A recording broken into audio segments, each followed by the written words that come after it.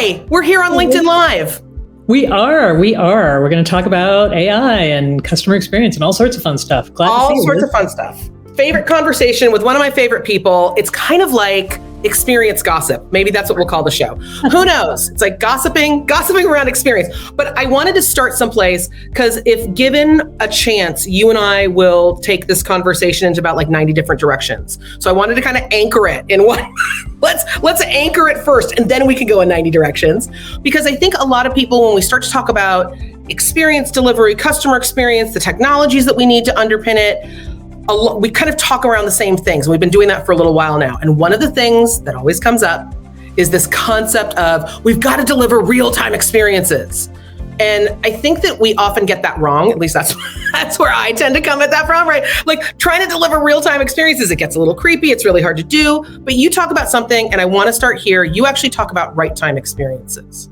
Yeah. Right. And how do we deliver that RTE, and what do we need to be able to do that? So let's start there. What is it? What should we be talking about? And why is this kind of the more, let's call it the sane approach to delivering these?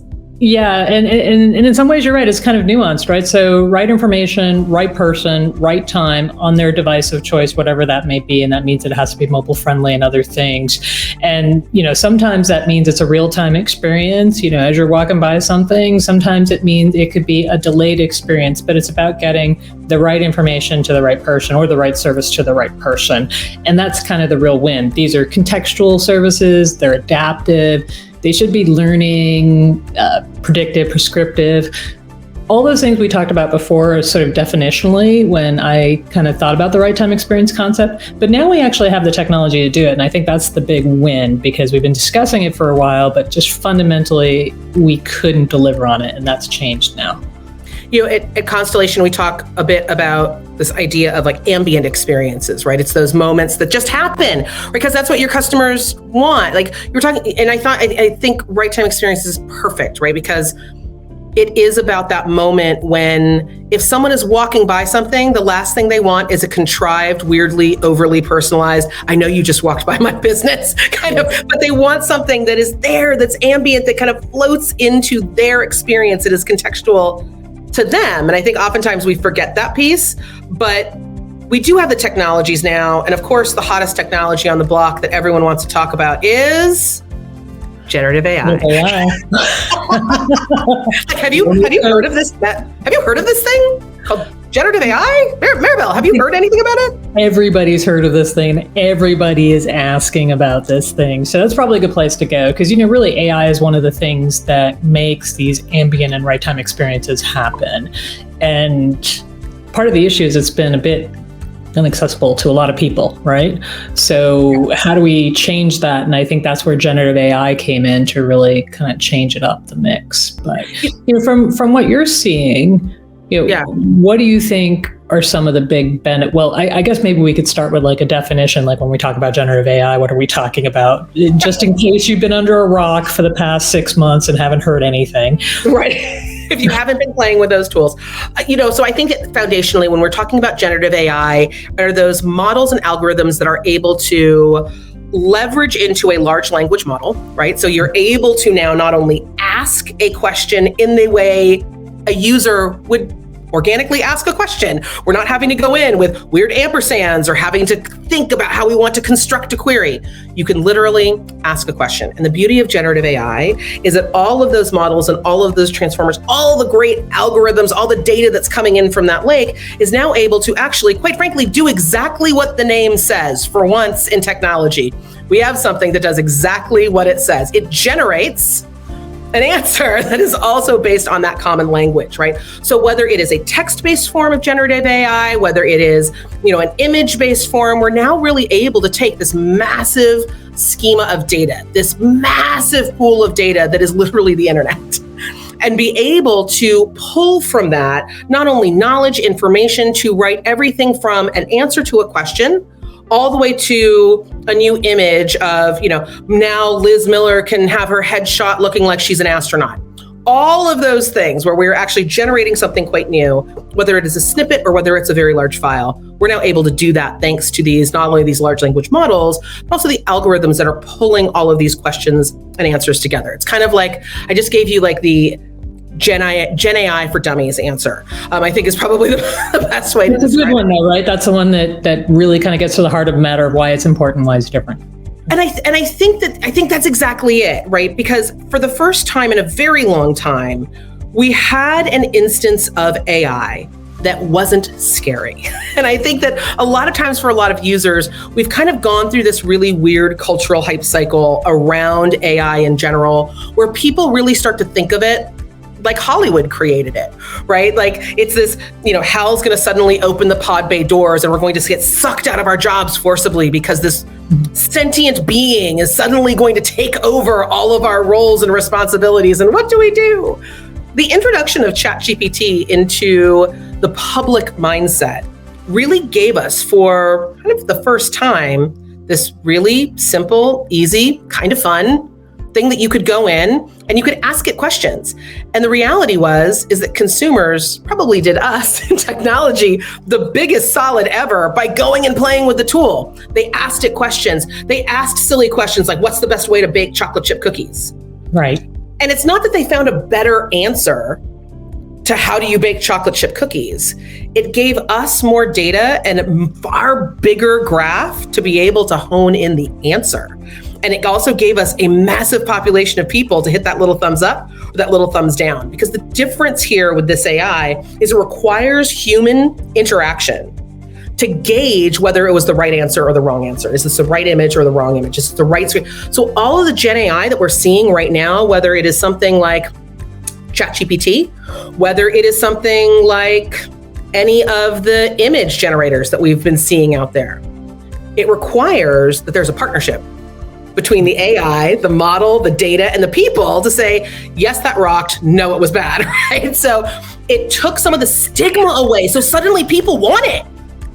Yeah, so I think you're picking up on a couple of really important things, and we can kind of translate this to how it actually ends up in business as well. So the first thing that you picked up on is that conversational interface. And I think that conversational interface is really important because instead of you having a bunch of data scientists that know how to program things, they still might exist in your organization, but it means that the average person can go out and query something. The second is, instead of it just being a litany of data and information where you sort of have to still sift through it, it basically presents you with things. And that presentation actually streamlines the process of any workflow, be that a consumer one or a business one.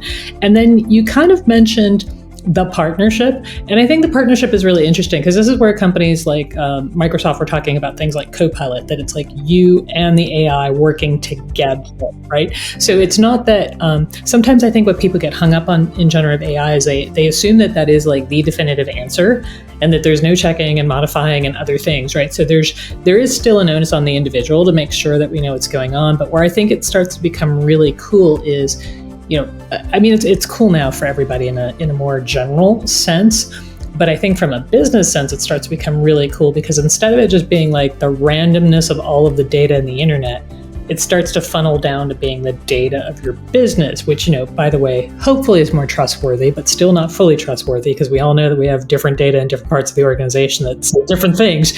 So you can't quite fully say that that's how it goes, but you can start to see like the power of these two things coming together. And then it's like basically querying your own info in a way that, Liz, you and I don't have to go to like 6 applications, pull out a number from each of them and then say, oh yeah, once I think about it and run a formula, it's 42. It's like, yeah, that can sort of happen, right?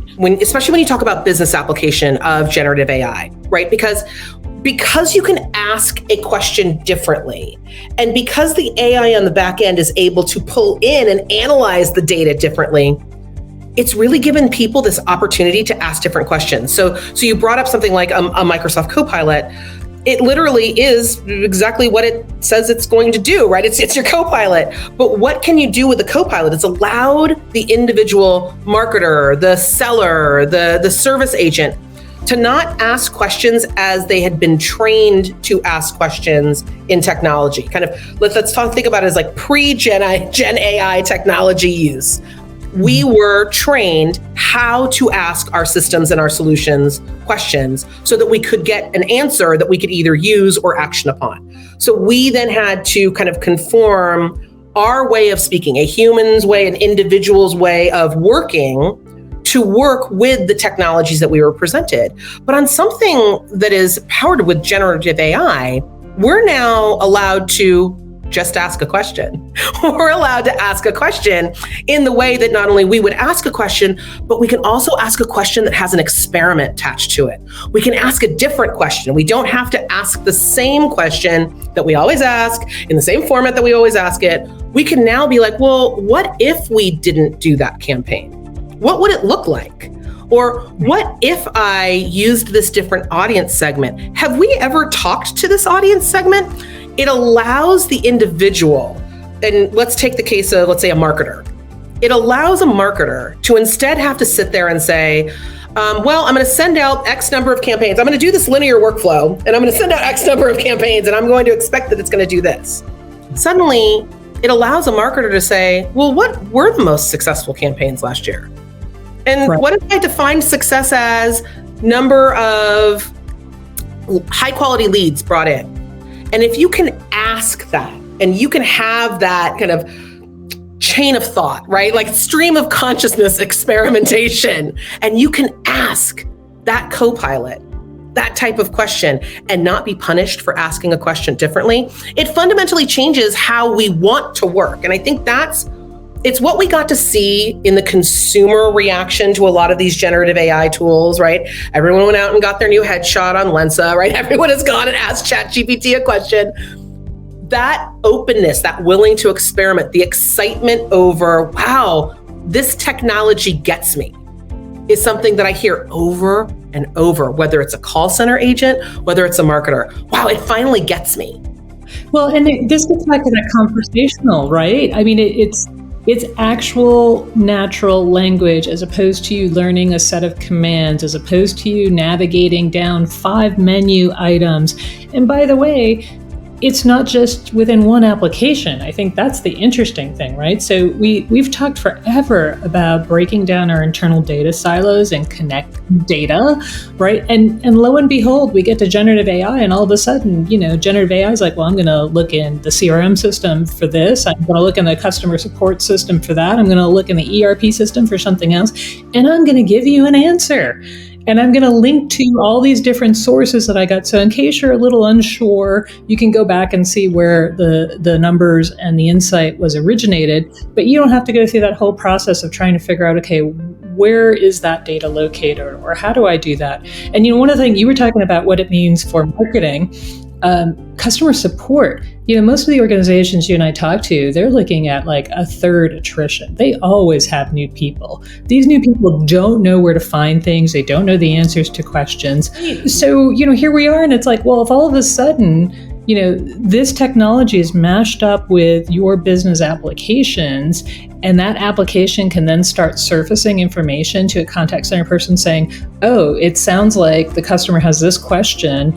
Here's what we think the answer is. Here's the supporting documentation. You could start to get into the, almost predictive in the sense of, it looks like the challenge might be this. Here's some things you might want to walk them through. Talk about leveling the playing field and things like your customer service agent base so that everybody can deliver a good experience. And then really kind of mapping that back to what your agents do well. This maybe will send calls over here to this agent because they know how to support that. But everybody has baseline information. I think this baseline information is so important. And then, the redundant, annoying stuff like taking all the notes.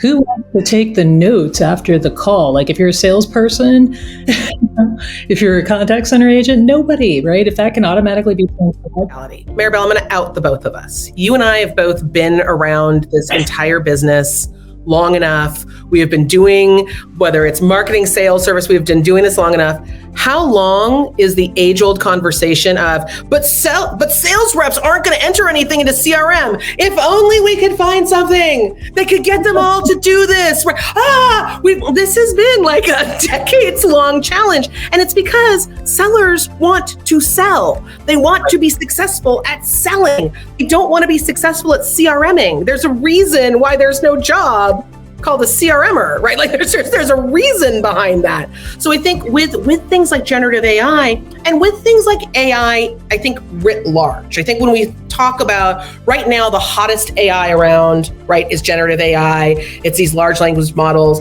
But I think when we start to talk about AI projects and different places where AI becomes really important to apply, it really is in that ability to start connecting all of these dots that we have been banging our heads up against for decades, right? And I think that with generative AI, and I think the thing that we're looking at right now is a time period where we can start asking different questions of where AI can be implemented and then what we need to be able to implement it. Because I think if we're being very honest about AI and what we've been trying to do with it for the past, let's say, decade, we haven't had the right data. We haven't had enough data to really train these models to be important. And I think what generative AI is showing us is the data is there. We can pull all of this data into a place, but we have to be constantly thinking. And I think this is going to be a very different kind of addition to the checklist for everyone in CX is, am I constantly adding to this corpus of data? Yeah, and is it the right corpus of data, right? So that's the other thing I think is really interesting. Like, if you really think about it, and if you think about the body of work known as the internet, there's we've got some pros and cons. Let's just say it that way, right? We also have like humanity in it, right? And humanity has, inherent biases. It just is, right? So we've got legal issues, we've got biases issues. By the way, we haven't talked at all about the whole concept of like, oh yeah, you need governance and compliance, and you need to understand like, is your data going to be put into like, yeah, like so people are calling Liz and I, for those of you that are out there, and they're asking questions like, hey, where's my data going? Is my data like in OpenAI now? Like, do I have to worry about that? Or is it being trained on OpenAI? And this actually started. So some of the things I think is funny, and it's not your first rodeo at this, nor mine, but generative AI actually isn't all that new. If you think back on it, we could go back and, GANs were, a thing a year or two ago. And now because we put a conversational interface on it, I mean, that's probably the best thing that's happened, the conversational interface that allowed everybody to do something with it. All of a sudden now it's like, oh, we can do AI. Whereas before that, it was sort of the land of like data scientists or people that really understood like all the technology infrastructure. But now we're taking it to the next level, and we've got to ask real serious questions about like, well, is that the right data that we're working with? And then what happens to our data? And, the healthcare folks have been thinking about this for a while because they've been trying to figure out how do they pool data so that they can advance healthcare so that we can cure diseases. And that's a lot of private, secure data that you've got to deal with. So I still think that those are concerns, but I think, one of the things you need to do as an organization is just look at, well, what are the things you're buying? What's the data sharing? What kind of services are wrapped around this? So there's still a lot of nuance and still a lot of difficulty trying to figure out how you connect all your data sources to it, but it's a pretty exciting time when you think about it. Absolutely. But I totally agree with you. And I mean, I think I think remember back to the age, let's get in our time machine, Maribel, when everyone was having oh my God, what's going to happen with GDPR? Right? GDPR, it's going to ruin our emails. We're never going to be able to send an email again. But, I look back on that time, and that really was one of the first times, that, certainly across CX, certainly across marketing.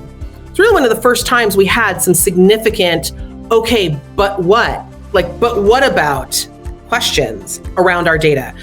And it wasn't, and I think the important thing to remember here is those were not conversations that should have been isolated to a single channel, a single deployment, a single body of data, GDPR, CCPA, CCPRA. It wasn't about the regulation, right? It's always been about the data and our responsibility to that data, which is really, and I've always argued that, data, we think about customer data as this mountain that we keep adding stuff onto, and like we're running a data decathlon up to the top of the hill, and that someone's going to wait for us up there and be like, oh my God, Maribel, you have the biggest mountain of data. This is amazing. When in reality, that mountain of data, that giant lake, swamp, whatever we're calling it today, it's actually the digital manifestation of our customers. existing within our organization. And we have a responsibility to the same way that we have a responsibility to the customer that physically walks into our store, to respect them, to honor them, to have empathy with them, to deliver that amazing experience, to get that back and forth. We have that same responsibility with their digital manifestation being their data, right? And I think we have to keep those conversations going. To your point, where did this data come from? What are we doing with it? Is this really something?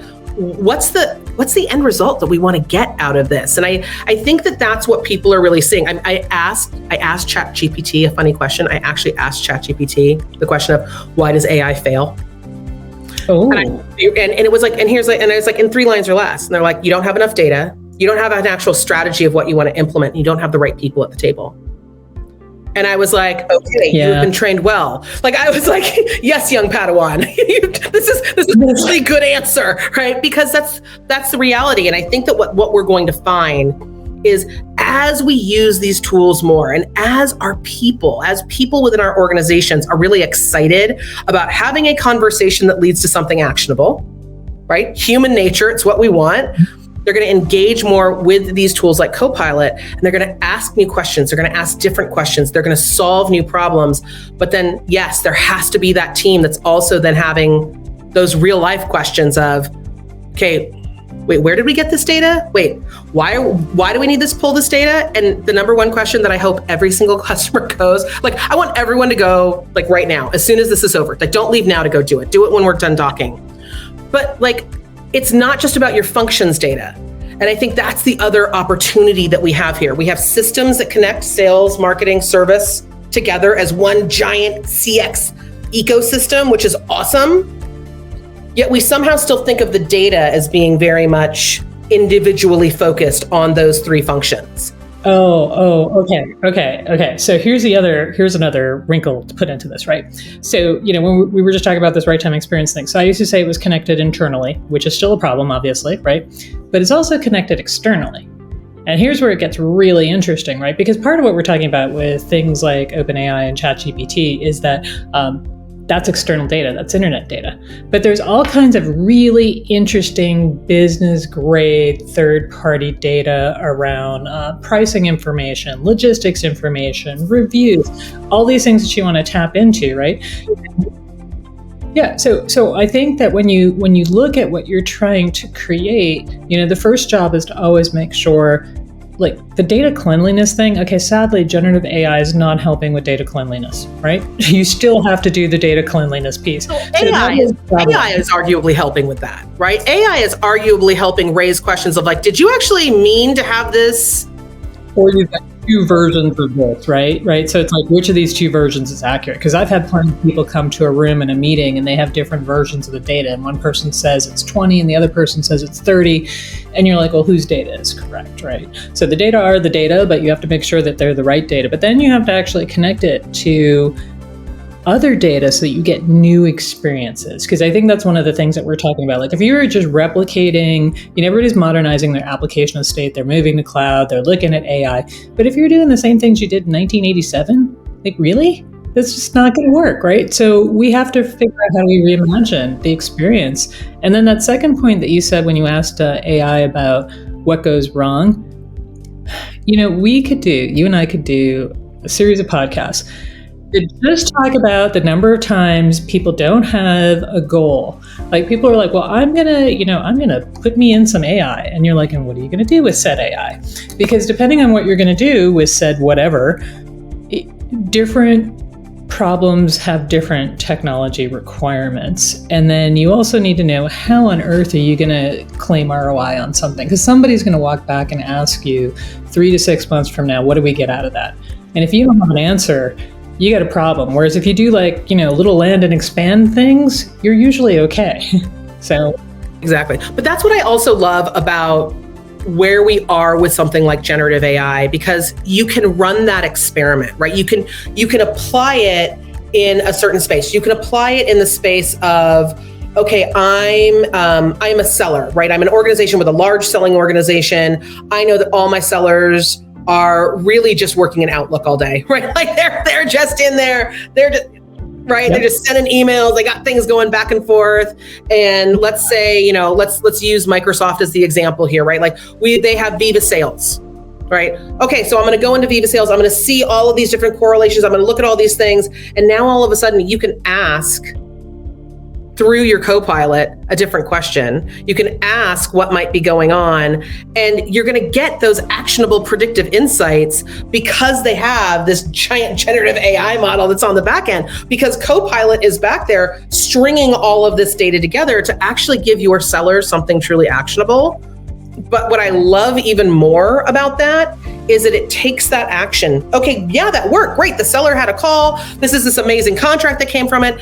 And it reveals that information to the service agent that is just about to take a call from someone screaming and yelling that what they just bought did not work, right? They need to know, that agent needs to know what to say. All right, so Liz, you started with asking me a question. I'm going to start with the wrap up with asking you a question. One or two pieces of advice for people listening about how they should be approaching generative AI. That's a good one.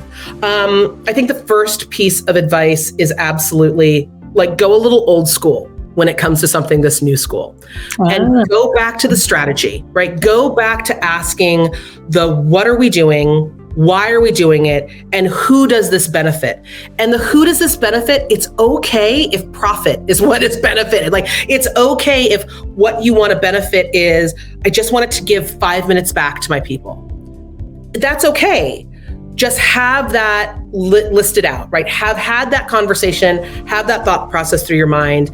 I think the other real issue here is really think through all the data sources through which you can have something become actionable.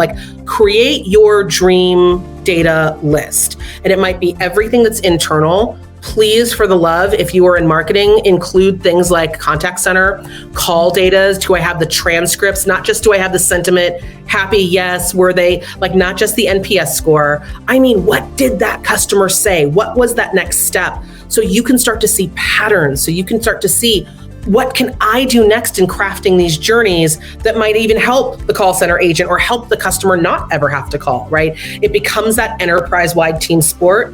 The third thing is, when it comes to that team sport, understand that AI is a team member. It's not the whole team. Right? Mm-hmm. AI isn't your coach. AI hasn't taken over everyone on the team. AI can switch between being, the water girl to the quarterback to AI can switch positions faster than any of us can, right? But AI is truly your co-pilot. It's not something that takes over. So lose some of that stigma. How about you? What are the pieces of advice you want to leave everyone with? Well, gosh, you took a lot of the good ones, and we've already talked about some of them already. But let me see if I can add a few things. Trust but verify.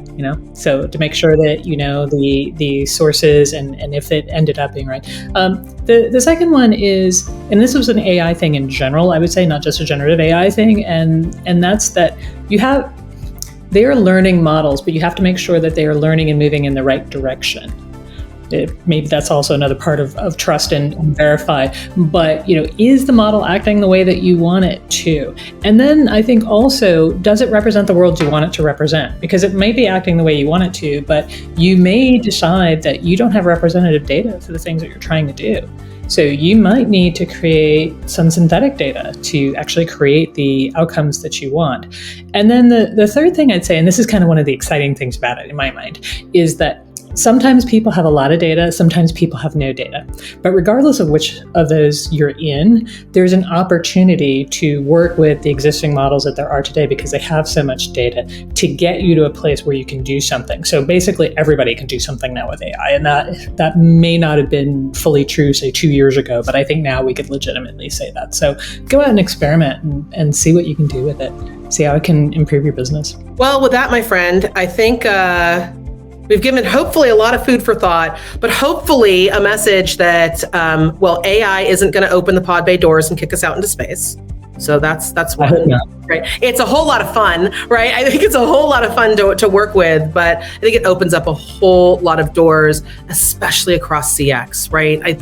I have not seen a time where, I don't know about you, I'm really excited about what the next year, what the next month. That would be a better time to be in CX and even in sales, right? So I think sales and CX get a huge boost from this. So, and we could go on, I mean, there's a whole other thing we could do on healthcare if we wanted to, because that's like another thing. But exactly. It's a great time. Test it out. Make sure that, you're responsible about how you do it, but it can really make Go have fun. Thanks for being with us, everyone.